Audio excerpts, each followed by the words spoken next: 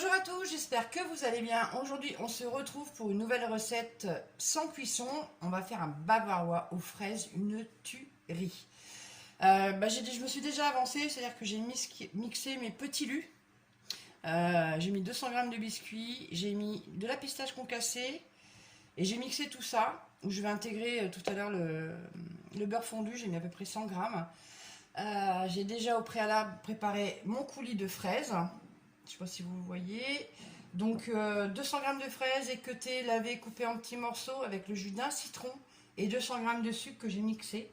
Et j'ai également préparé la chantilly. Donc si ma mémoire est bonne, j'ai mis à peu près 400 ml de crème. Voilà, une crème liquide hein, bien sûr. Alors c'est parti. C'est à peu près le même principe que pour le gâteau au chocolat sans cuisson. On va rajouter le beurre fondu. On va mélanger tout ça pour que ça nous fasse une petite pâte bien homogène.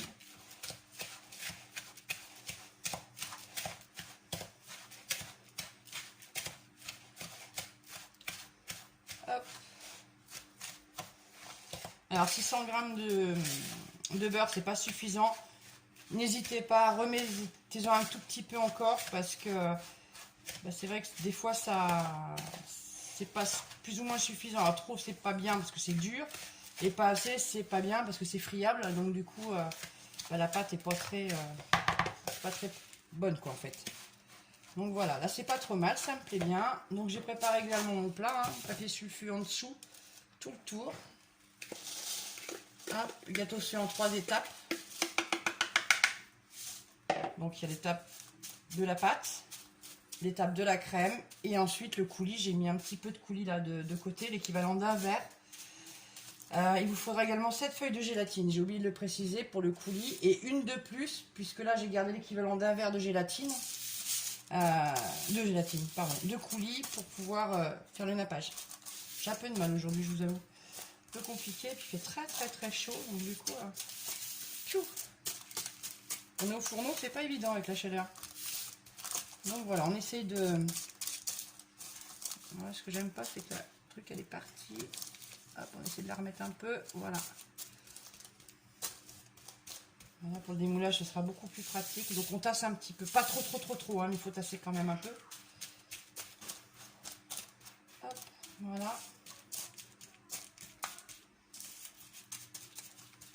Bien sur les bords aussi. Alors si là le papier s'en va un peu sur les côtés, c'est pas très grave, parce que la crème va prendre le relais. Donc de toute façon, ça tiendra pas mal. Donc voilà, ça c'est fait. Alors ça je vais le réserver et on va s'attaquer au coulis. Alors j'enlève ma poignée. Hop là. Allez, c'est parti. Donc on va essayer de mélanger un petit peu la chantilly au coulis, ce qui n'est pas évident. Hop, parce qu'avec la chaleur en plus ça fond très vite. Je vais en mettre un peu plus quand même, ce sera pas mal.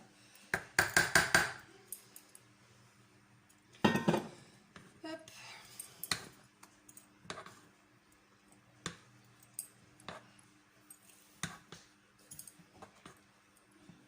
Ça va faire une jolie texture, une belle couleur. Les fraises étaient bien rouges.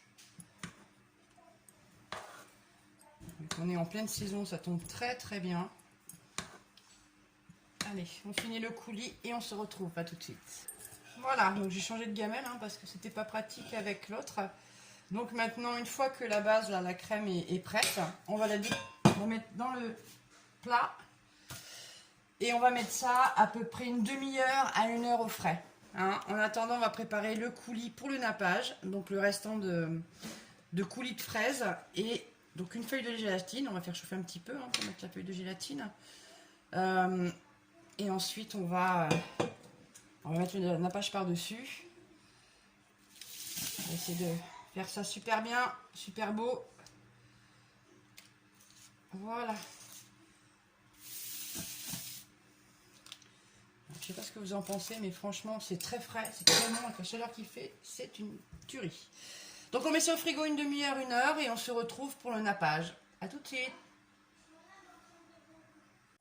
Alors, pour la 3e étape, donc on voit que ça fait à peu près 1 heure, il est à peu près figé.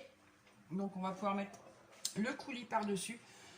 Donc l'équivalent d'un verre de fraise, comme je vous disais, de coulis de fraise. Et j'ai fondu une feuille de gélatine à l'intérieur.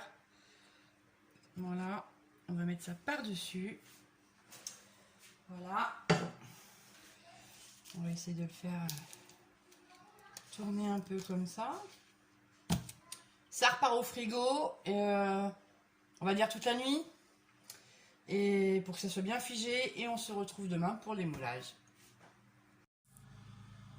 Alors bonjour tout le monde, c'est le moment de vérité. Donc ça a passé la nuit au frigo, donc on va essayer de démouler pour voir ce que ça donne.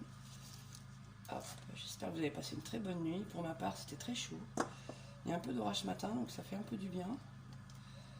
Alors on va enlever le papier sulfurisé, voilà, que j'avais mis autour. Alors un peu délicatement, parce que vous voyez ça, voilà, pour éviter que ça abîme en fait le bord du gâteau. Ça m'a l'air parfait, ça m'a l'air pas mal. Allez, on va essayer de découper une petite part, voir ce que ça donne. C'est parti. Ça va tout seul, hein. Voilà. Il faut forcer un peu, hein, parce que le biscuit est friable. Alors, si c'est mal dosé, mal enfoncé, enfin, ça peut être un peu compliqué. Hop là. J'espère que ça a fonctionné. On va voir ça tout de suite.